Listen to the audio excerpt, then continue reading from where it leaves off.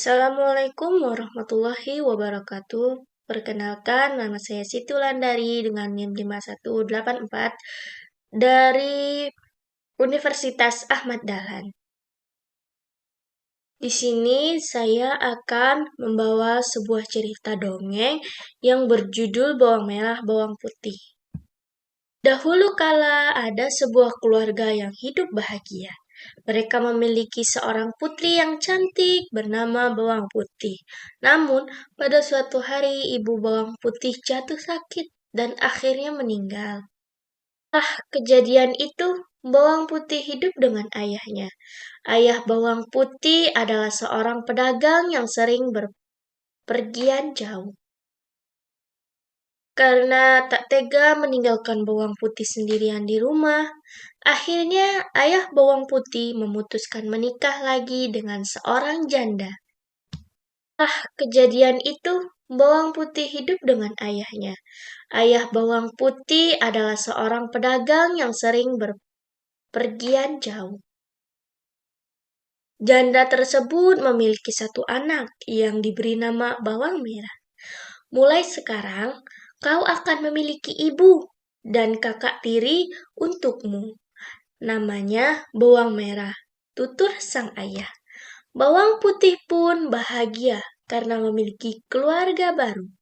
Ibu tiri dan Bawang Merah bersikap sangat manis kepadanya. Namun ternyata kebaikan itu hanya sesaat. Ibu dan kakak si Bawang Putih memiliki sifat yang jahat. Mereka bersikap baik pada Bawang Putih hanya ketika ayahnya bersamanya. Namun, ketika ayahnya pergi berdagang, mereka menyuruh Bawang Putih mengerjakan segala pekerjaan rumah seperti seorang pembantu. Ternyata kemalangan Bawang Putih belum berhenti sampai di situ. Selang beberapa waktu, ayah Bawang Putih juga jatuh sakit dan akhirnya meninggal. Kini, ibu tiri dan Bawang Merah bersikap semakin jahat kepada Bawang Putih. Sekarang, semua pekerjaan rumah aku kerjakan setiap hari, kata ibu tiri setelah sang ayah dimakamkan. Bahkan waktu beristirahat, Bawang Putih juga semakin terbatas. Tiap hari dia harus melayani semua kebutuhan Bawang Merah dan sang ibu tiri. Sampai pada suatu pagi ketika Bawang Putih mencuci di sungai, tanpa disadari, salah satu selendang kesayangan Bawang Merah hanyut. Kakak, maaf, selendangmu hanyut di sungai, tutur Bawang Putih. Bawang Merah pun memarahi Bawang Putih. Dia menyuruh Bawang Putih mencari selendang itu dan tidak boleh pulang sebelum menemukannya. Jangan pernah pulang ke rumah ini jika selendangku tidak kau temukan, bentak Bawang Merah. Akhirnya, Bawang Putih menyusuri sungai untuk mencari selendang itu. Hingga larut malam, selendang itu pun belum juga ditemukan. Ketika tengah malam menyusuri sungai, Bawang Putih melihat sebuah gubuk. Ternyata gubuk itu dihuni oleh seorang nenek sebatang kara. Bawang Putih akhirnya meminta izin untuk menginap semalaman. Nenek, bolehkah aku izin menginap di rumahmu? Tanya Bawang Putih. Nenek itu cukup baik hati. Dia mempersilahkan Bawang Putih untuk menginap. Nenek itu juga menanyakan perihal tentang Bawang Putih dan bagaimana dia sampai di tempat itu. Bawang Putih pun menceritakan nasib yang dialaminya, sehingga nenek yang mendengar itu merasa iba. Ternyata selendang yang dicari Bawang Putih ditemukan oleh si nenek. Saat melewati sungai, aku menemukan selendang ini tersangkut di bebatuan, tutur si nenek. Nenek, terima kasih sekali, tutur Bawang Putih bahagia. Tapi nenek itu menyerahkan selendang itu dengan syarat Bawang Putih harus menemaninya selama seminggu. Aku mau memberikan selendang ini, tapi ada syaratnya. Kau harus tinggal di sini selama seminggu, tutur nenek. Bawang Putih menerima tawaran itu dengan senang hati. Dengan senang hati aku akan menemanimu, Nek. Waktu seminggu berlalu dan kini waktu bawang putih untuk pulang. Karena selama tinggal di situ, bawang putih sangat rajin. Nenek memberikan selendang yang dulu dia temukan dan memberi hadiah kepada bawang putih. Dia disuruh memilih di antara dua buah labu untuk dia bawa. Awalnya bawang putih ingin menolak, namun karena ingin menghormati pemberian, bawang putih akhirnya memilih labu yang kecil dengan alasan takut tak kuat membawanya. Dan nenek itu hanya tersenyum mendengar alasan itu. Setelah itu, bawang putih pun segera pulang dan menyerahkan selendang itu kepada bawang merah.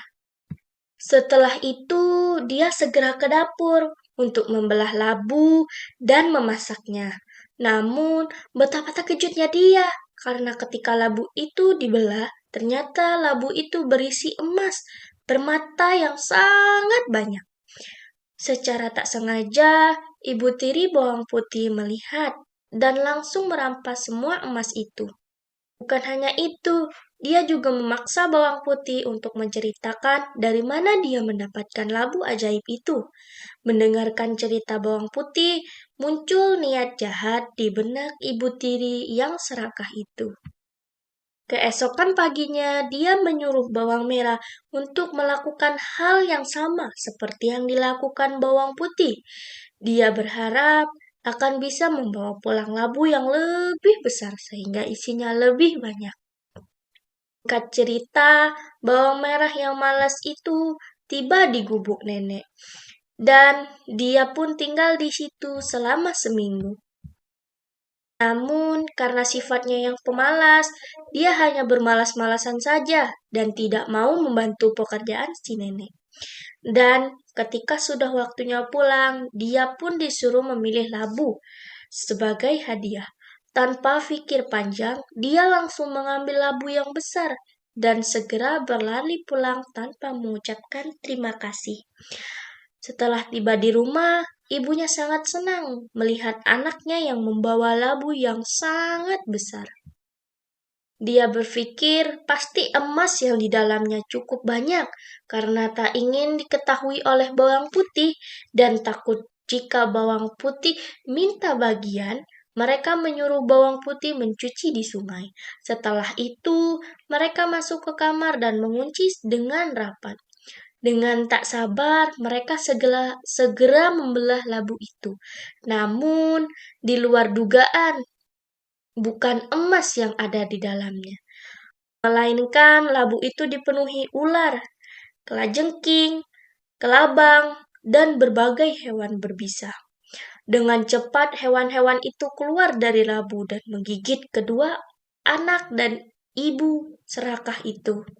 Pesan dari cerita bawang merah dan bawang putih adalah kita harus bisa menghargai orang lain dan tidak pernah melupakan jasa orang lain.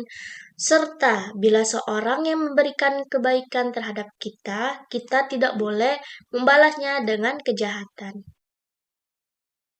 Tujuan dari cerita bawang merah dan bawang putih adalah untuk menjadikan kita menjadi anak yang baik dan lemah lembut dan tidak memiliki rasa iri kepada semua orang dan kita tidak boleh berperilaku jahat kepada semua orang, termasuk orang tua kita sendiri. Pesan moral yang bisa diambil dari cerita rakyat ini bahwa orang yang berbuat jahat dan serakah akan mendapatkan ganjaran yang setimpal. Namun, setiap perbuatan yang baik akan mendapatkan hasil yang baik juga. Dongeng ini juga mengajarkan anak-anak untuk tidak bermalas-malasan dan berusaha menghadapi segala sesuatu dengan senang hati. Selain itu, mengucapkan terima kasih atas kebaikan yang telah diberikan oleh orang lain. Sekian cerita dari saya. Wassalamualaikum warahmatullahi wabarakatuh. Pesan moral yang bisa diambil dari cerita rakyat ini bahwa orang yang berbuat jahat dan serakah akan mendapatkan ganjaran yang setimpal. Namun, setiap perbuatan yang baik akan mendapatkan hasil yang baik juga. Dongeng ini juga mengajarkan anak-anak untuk tidak bermalas-malasan dan berusaha menghadapi segala sesuatu dengan senang hati. Selain itu, mengucapkan terima kasih atas kebaikan yang telah diberikan oleh orang lain. Sekian cerita dari saya. Wassalamualaikum warahmatullahi wabarakatuh.